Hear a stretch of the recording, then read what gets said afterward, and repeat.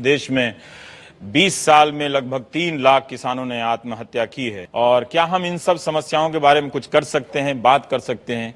इसी से जुड़ा हुआ हमारा ये अभियान है कल्टीवेटिंग होप। हमारे साथ अजय पीरामल साहब हैं, चेयरमैन पीरामल ग्रुप के, और अक्षय कुमार जी हैं, फिल्म अभिनेता हैं। पीरामल साहब, राजस्थान के इलाकों में, गाँव में जो आपके ग्रुप का अनुभव है, हम ये जानना चाहते हैं कि वहां जाकर जो आप दिल्ली में बैठकर, मुंबई के कॉर्पोरेट हाउस में बैठकर किसानों के बारे में सोच रहे थे, और वहां जाकर जो आपने देखा, उस सोच में क्या बदलाव आया? भारत जितनी भी प्रगति करे, लेकिन तब भी किसानों का जो मैक्सिमम पॉपुलेशन एम्प्लॉयमेंट है वो किसानों के साथ ही रहेगा, चाहे आगे जीडीपी कितनी भी बड़ी हो।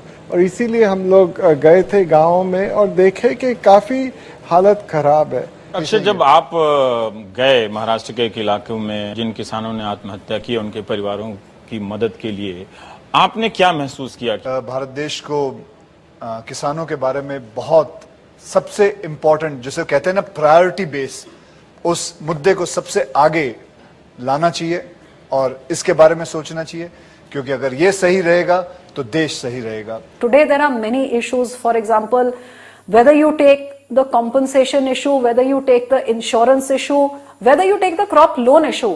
Today a farmer gets a crop loan at 7%. If he pays his interest on time, he gets a 3% rebate and gets that interest at 4% only for his crop. But if he wants to expand or increase his work, then he again gets it at 10-11%. This all needs to be looked at, where anything to do with farming needs to at a priority level be given the cheapest amount of interest. अगर आपके हिसाब से कोई एक सुझाव है तो जरूर भेजिए #FarmersForFuture मूवमेंट। ये हमारी शुरुआत है कि हम एक ऐसा मंच तैयार करना चाहते हैं जिसमें आपके अनुभवों को हम बड़े और दशकों के समाज से हम साझा करें। ये वक्त है किसानों का, किसानों के लिए और उनके बारे में सोचने का।